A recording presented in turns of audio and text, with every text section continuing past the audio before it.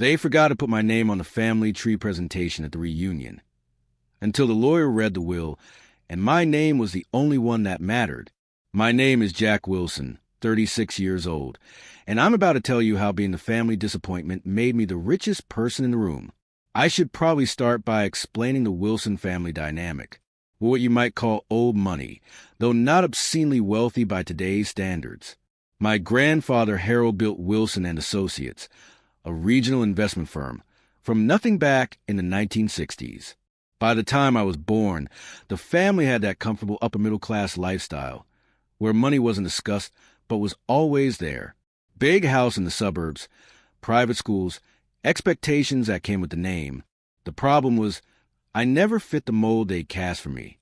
While my cousins Marcus and Tyler were studying business and finance, planning their futures in a family firm, I was volunteering at homeless shelters and working with at-risk kids. My parents, especially my father David, saw this as a phase. Jack's finding himself. They'd say at family gatherings, the way you might discuss a teenager's punk rock obsession. But it wasn't a phase. After college, I became a social worker at the Riverside Community Center in the poorest part of our city. I helped ex-cons find jobs, ran after-school programs for kids whose parents worked 3 jobs just to keep the lights on, and coordinated housing assistance for families one paycheck away from homelessness. I made $42,000 a year and lived in a 600-square-foot apartment with a radiator that only worked when it felt like it. My family didn't understand. You're wasting your potential, my Uncle Robert told me at Christmas dinner one year. Grandpa built this business for the family. You have responsibilities. Marcus, my cousin who was being groomed to take over the firm someday, was more direct. You're playing in the dirt with losers while the rest of us are building something real. The only person who seemed to get it was Grandpa Harold himself. While everyone else saw my career choice as a disappointment, he'd ask me about my work with genuine interest. Tell me about this program you're running. He'd say, when I'd visit him at his house on Saturdays, we'd sit on his back porch, him with his coffee, me with whatever he'd pulled from his garden that week, and I'd talk about the kids I was mentoring or the family I'd helped get into stable housing. You know, Jack, he told me once, about 2 years ago, I started the business to provide for the family, but also to contribute something meaningful to the community. Somewhere along the way, I think some people forgot that second part. He was looking out at his yard. But I knew he was thinking about the family business, about how it had become more about accumulating wealth and using it responsibly. I started making those Saturday visits a regular thing after Grandma Eleanor passed away 5 years ago. Grandpa was 85 then, still sharp as a tack, but lonely in that big house. We'd talk about everything, his stories from building the business, my stories from the community center. He'd ask about specific kids I was working with, remember their names weeks later. How's that boy Marcus doing? The one whose father got arrested? His name's actually Deshaun, Grandpa, and he's doing better. Made honor roll last month. The rest of the family visited Grandpa too, but their conversations were different. I'd arrive for our Saturday visits and find Marcus's BMW in the driveway, or see Tyler's Porsche pulling out as I pulled in. They'd spend their time talking about investment opportunities, market trends, how the firm could expand, always with their hands out, in subtle ways. Grandpa, I've got this real estate deal that could really benefit the family portfolio. There's this tech startup that could be a gold mine if we get in early. Grandpa would listen politely, ask a few questions, but I could see something in his eyes during those conversations that wasn't there when we talked about community programs. Disappointment, maybe, or just weariness. The annual Wilson family reunion had been a tradition for as long as I could remember. Every August, the entire extended family would gather at Grandpa's estate for a weekend of barbecues, games, and speeches about family legacy. Last August reunion was bigger than usual, maybe 45 people, including spouses and kids. Grandpa, at 89, was still the patriarch everyone deferred to, still the one who commanded attention when he spoke. The highlight of the reunion was always the family presentation, usually put together by Marcus since he had the business background and the PowerPoint skills. This year's theme was Roots and Branches, the Wilson family legacy. Marcus had spent weeks preparing an elaborate presentation complete with historical photos, family tree diagrams, and statistics about the family's contributions to the community through the business. I sat in the back of the living room as Marcus clicked through his slides, talking about great-grandfather's immigration story, grandpa's business success, and the current generation's achievements. There were slides for each of the grandchildren, complete with photos and professional accomplishments. Marcus, 34, VP of Client Relations at Wilson & Associates. Tyler, 32, Junior Partner at Wilson & Associates. Jessica, 29, Corporate Attorney at Henley, Bradford & Associates. Then the presentation moved to the next slide, and my name wasn't there. The slide was titled Wilson Family, Next Generation, and showed 8 grandchildren. 7 were listed with their photos and achievements.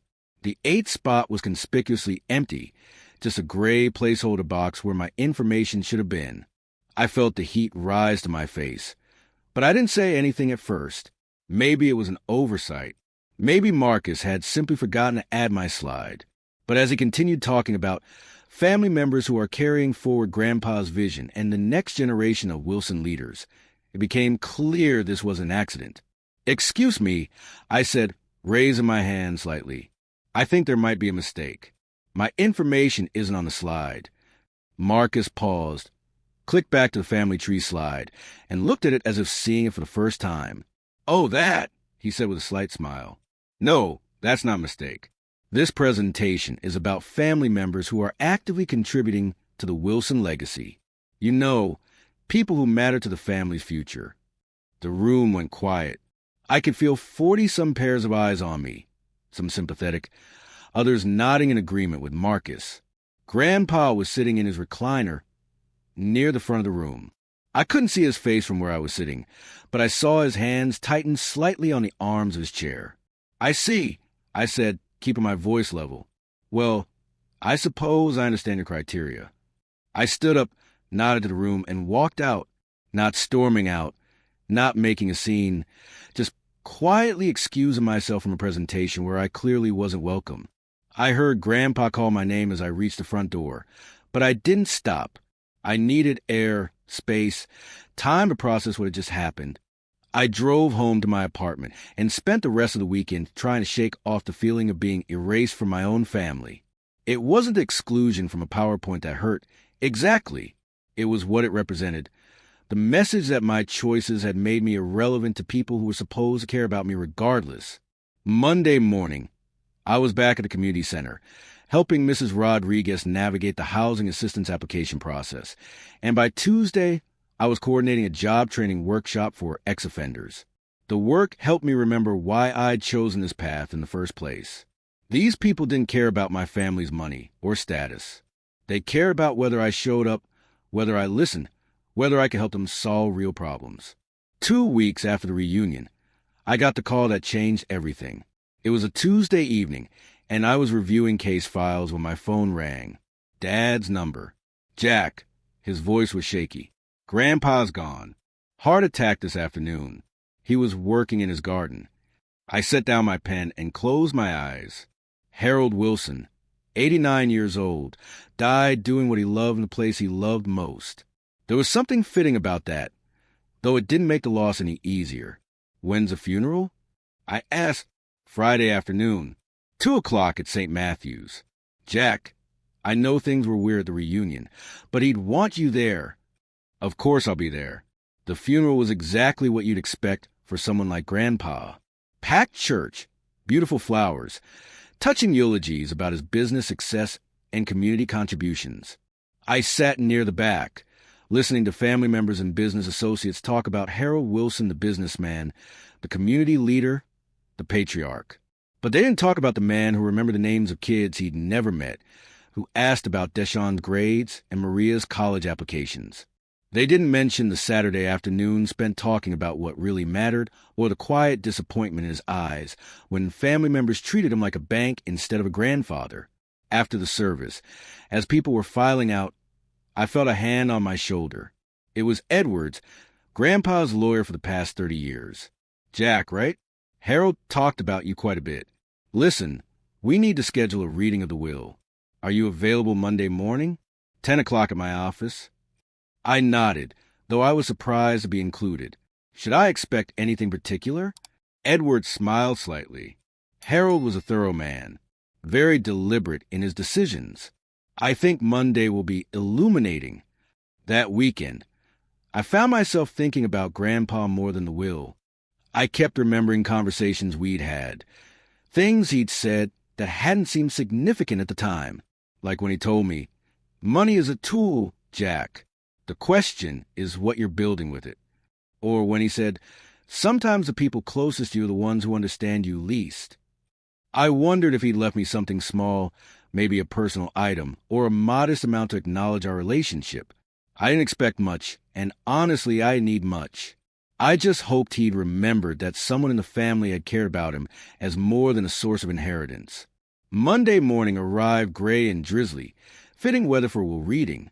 Edward's office was in one of those old downtown buildings with marble floors, and with paneling that spoke of old money and established law. I arrived a few minutes early and found the waiting room already full of family members. Marcus was there in his best suit, checking his phone constantly. Tyler sat next to him, drumming his fingers on the arm of his chair. Uncle Robert and Aunt Patricia, my father David, cousin Jessica with her husband, everyone who'd been at the reunion presentation, everyone who mattered to the Wilson family legacy. They nodded at me when I walked in, polite but distant. I was the outlier, the one who'd chosen social work over success, the one who'd been left off the family tree. I took a seat near the door and waited. At exactly 10 o'clock, Edwards emerged from his office and invited us all in. His conference room was elegant but not ostentatious, with a long mahogany table and leather chairs. Edwards took his place at the head of the table. Harold's will and several other documents spread before him. "Thank you all for coming," he began. Harold was very specific about how he wanted this conducted, so I'll be reading the will in its entirety in the order he wrote it. He began with the standard legal language, then moved to the specific bequests. Small amounts to long-time employees, donations to various charities Grandpa had supported. Then he got to the family. "To my son, Robert Wilson, I leave the sum of $50,000, with the hope that he will use it more wisely than previous gifts." Uncle Robert's face tightened, but he said, "Nothing. To my son, David Wilson, I leave the sum of $75,000 and my vintage car collection, which I know he has always admired." Dad nodded, clearly pleased. "To my grandson, Marcus Wilson, I leave the sum of $25,000. Marcus's face went white.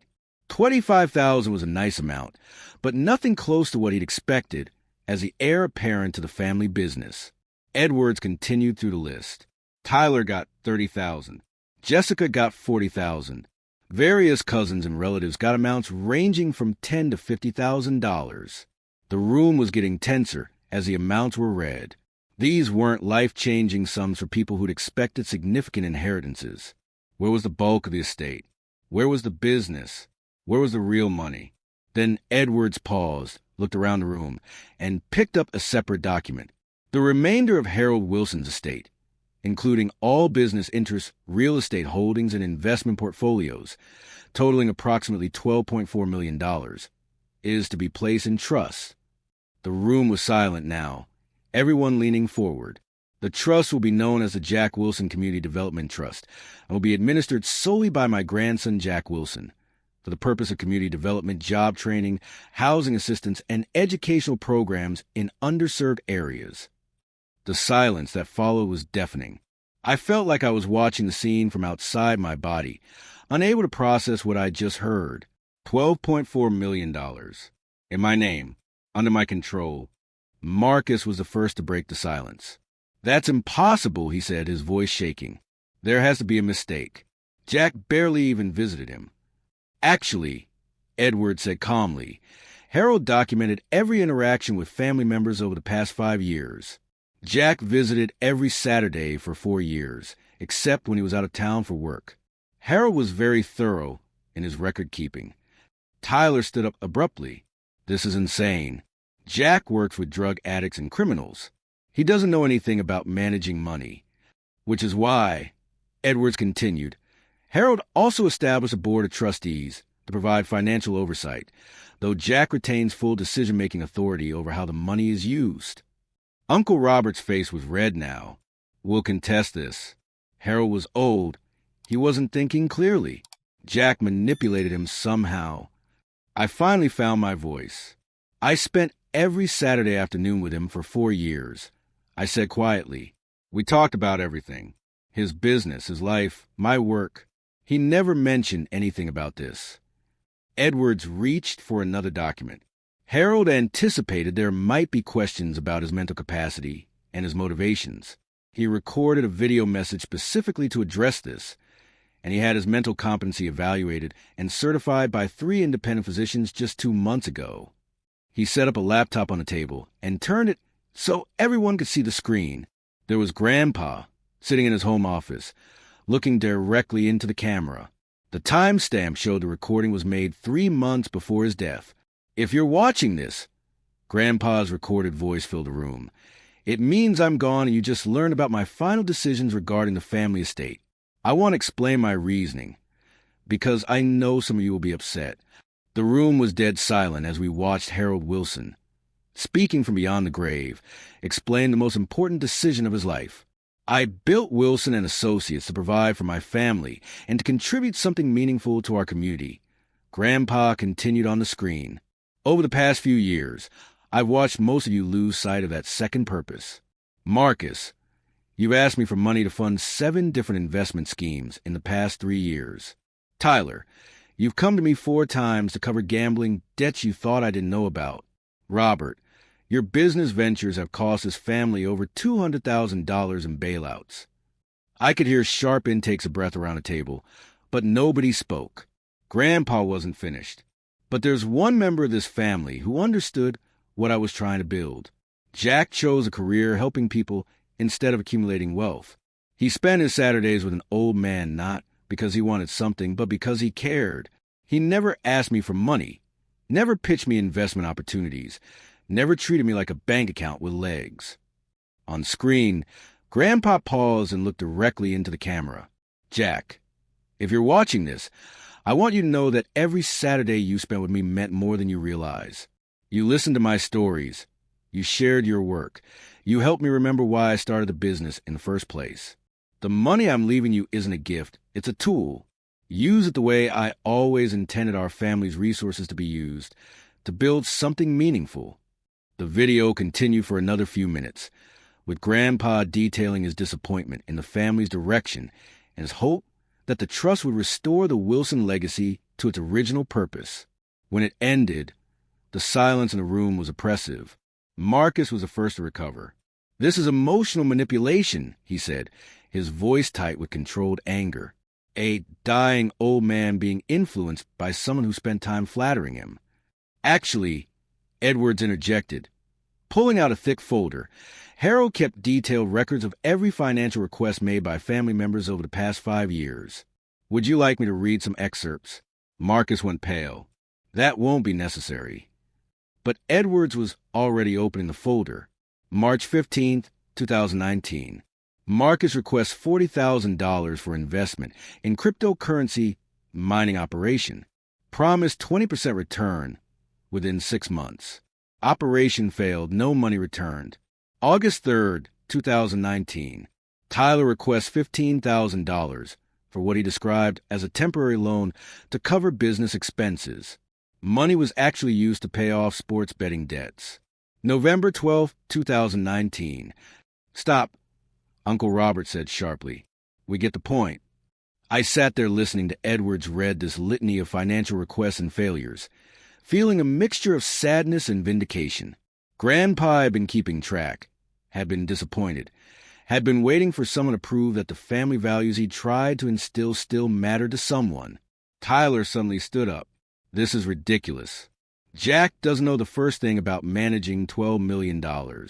He's going to lose it all on some feel-good project that helps nobody. That's exactly what your grandfather was counting on, Edwards said with a slight smile. Jack, Harold left specific instructions for you as well. He wanted me to give you this letter after the will reading. Edwards handed me a sealed envelope with my name written in Grandpa's careful handwriting. My hands were shaking slightly as I opened it. Jack, if you're reading this, you now have access to more money than you've ever imagined. Don't let it change who you are. The community center where you work helps more people in a month than our family business has helped in years. Take that approach and scale it up. I know the family will be angry. Let them be. They had every opportunity to show me they understood what really matters. They chose to see me as a source of funding rather than a source of wisdom. Build something beautiful with this money. Build something that lasts. Build something that makes the Wilson name mean something again. Your proud grandfather, Harold. P.S. The Saturday visits meant everything to me. Thank you for seeing me as more than my bank account. I had to stop reading for a moment because my eyes were watering. When I looked up, the rest of the family was staring at me with expressions ranging from anger to disbelief to something that might have been envy. Well, Marcus demanded, "What does it say?" I folded the letter carefully and put it in my jacket pocket. It says I have work to do. Edward spent the next hour going over the legal details of the trust, the oversight mechanisms Grandpa had put in place, and a timeline for transferring assets. The family members asked pointed questions about contesting the will, about mental competency challenges, about any possible legal vulnerabilities. Edwards answered each question with calm professionalism, making it clear that Harold Wilson had anticipated every possible challenge and protected against them. As the meeting broke up, Marcus cornered me near the elevator. "You know this won't stand," he said quietly. "We'll fight this." Grandpa was obviously declining mentally, and you took advantage of that. I looked at my cousin, someone I'd grown up with, someone I genuinely cared about despite our differences. Marcus. He remembered the name of every kid I've worked with over the past 4 years. He could recite details about programs I'd mentioned months earlier. He wasn't declining. He was just disappointed. Disappointed in what? In what you turned into, I said. In what we all turned into, except nobody else was listening. Marcus's face flushed red. "You self-righteous ass. You think you're better than us because you chose to work with losers instead of building something real." "No," I said, stepping into the elevator. "I think Grandpa thought I was the only one still building what he started." The doors closed, and I rode down alone, my mind reeling with everything that had just happened. The next few weeks were a whirlwind of legal procedures, financial meetings, and family drama. The trust was established exactly as Grandpa had specified, with me as the sole decision-maker and a board of financial advisors to ensure responsible management. The family hired expensive lawyers to challenge the will, but every attempt failed. Grandpa had been thorough, and Edwards had been careful. The local business community took notice quickly. A social worker inheriting a $12 million trust fund made for interesting headlines. Community worker inherits family fortune. Read the headline in the regional business journal. Wilson Family Trust redirects millions to social programs, announced the city newspaper. I continued working at the community center while I figured out how to responsibly manage the trust. The irony wasn't lost on me that I now had access to more money than anyone else in my family, while still living in my 600-square-foot apartment and driving my 10-year-old Honda Civic. 3 months after the will reading, I received my first real test of how I wanted to use Grandpa's money. The city announced that budget cuts were forcing them to close 3 community centers, including Riverside, where I worked. The closures would eliminate job training programs that had helped over 400 people find employment in the past year. I called an emergency meeting with the Trust Financial Board. I want to fund these community centers. I told them, keep them open, expand their programs, maybe add some new services. The lead advisor, a woman named Catherine Mills, who'd worked with Grandpa for years, smiled. "Harold would have loved this. How much do you think you'll need?" We worked out the numbers.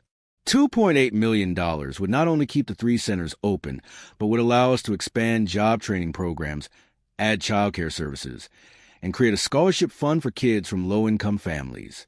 It was exactly the kind of community investment Grandpa had always talked about. The announcement that the Jack Wilson Community Development Trust was saving the community centers made regional news. I found myself giving interviews, explaining the trust's mission, and talking about Grandpa's vision for using family wealth to strengthen communities. That's when Marcus showed up at my apartment. It was a Saturday evening. 6 months after the will reading. I answered the door to find my cousin standing in the hallway, looking tired and defeated. "Can we talk?" he asked. I let him in, offered him a beer, and we sat in my small living room with the radiator clanking in the background.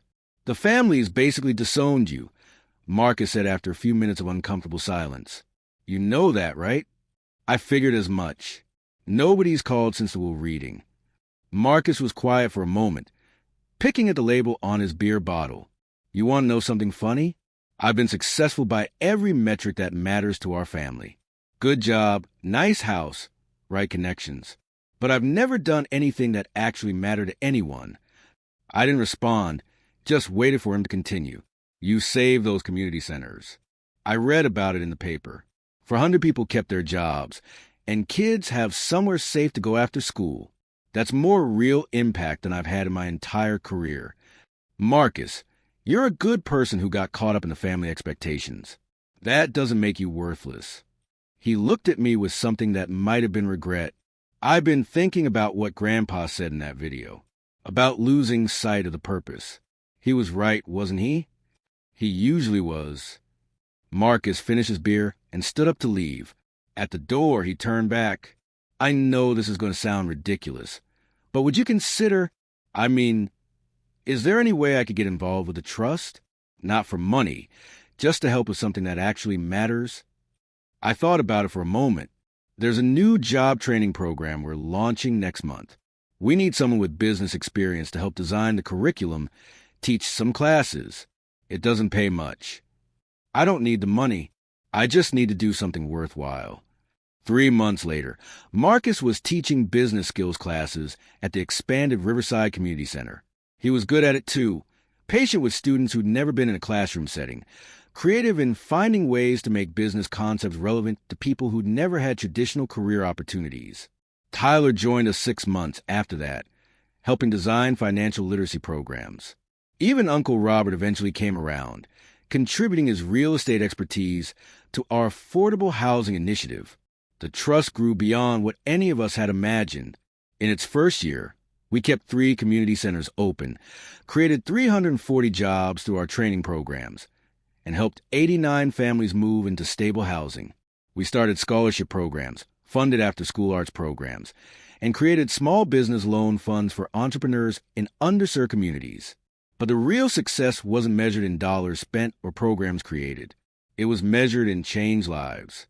Like Deshaun, the kid I had mentioned to Grandpa, who graduated from our job training program and now works as a certified welder.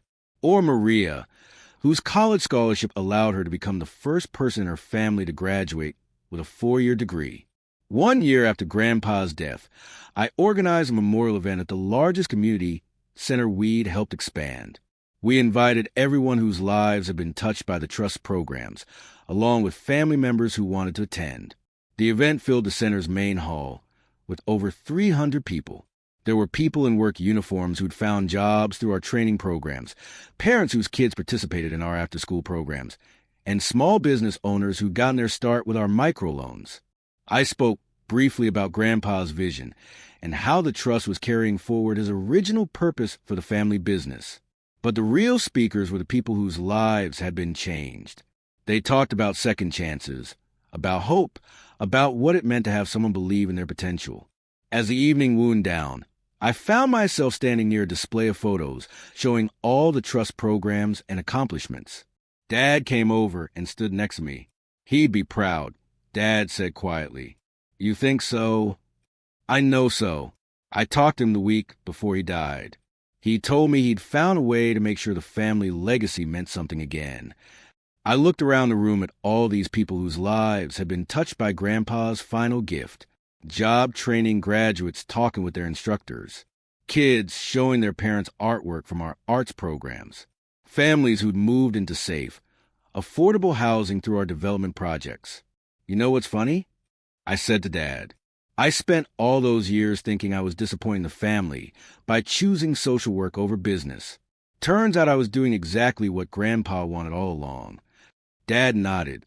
"Sometimes the people who love us see things we can't see about ourselves." As I drove home that night, I thought about the PowerPoint presentation from that family reunion. about how Marcus had left my name off the slide of family members who mattered.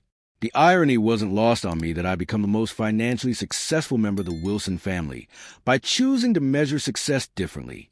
But more than that, I'd learned something about legacy that business school doesn't teach. Real legacy isn't about accumulating wealth or building impressive companies. It's about using whatever resources you have to build something that matters, something that lasts, something that makes the world a little better than you found it. Grandpa understood that. He spent his life building a business not just to get rich, but to contribute something meaningful to his community. When he saw the family losing sight of that purpose, he found a way to redirect the resources back to their original intention. The Jack Wilson Community Development Trust wasn't just about helping people in need. It was about restoring the Wilson family name to something worth being proud of. It was about proving that money really is just a tool, and the only thing that matters is what you choose to build with it. 2 years later, I still live in that same small apartment with a temperamental radiator. I still work at the community center, though now I also spend time overseeing the Trust's expanding programs. The Trust has grown to fund initiatives in 6 different cities, and we're starting to get inquiries from other families interested in similar community-focused philanthropy. Sometimes I get calls from family members asking for loans or investment opportunities.